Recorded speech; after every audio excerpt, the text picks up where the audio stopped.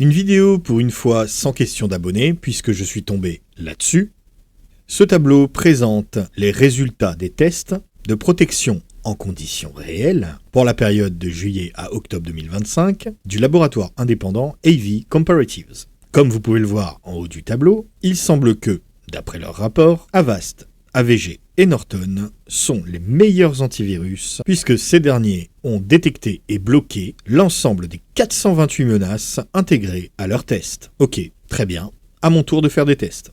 Comme vous le savez, le web grouille de menaces de tout type et de sites où sont regroupés, notamment pour les chercheurs, des échantillons de malveillants. Je me suis rendu sur un de ces sites et j'ai récupéré 4 échantillons récents que je vais passer tout simplement sur VirusTotal.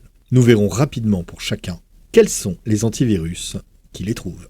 On va commencer par un fichier avec une extension VBS pour la menace 1, pas détectée ni par Avast ni par AVG, mais Symantec le trouve, donc un point pour Norton.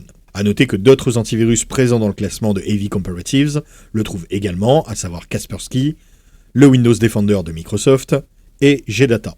Passons à la menace numéro 2, avec un fichier en extension JS. Toujours pas ni d'Avast ni d'AVG, mais Symantec est encore présent, ainsi que Bitdefender, EZNote32, GData, Kaspersky et TrendMicro. Pour la menace numéro 3, où j'ai choisi un fichier avec une extension MSI, et bien là, il n'y a plus personne du top 1. Seuls sont présents les outils EZNote32 et GData. Pour en finir avec la dernière menace, où j'ai choisi le classique exécutable infecté, seul McAfee le flag.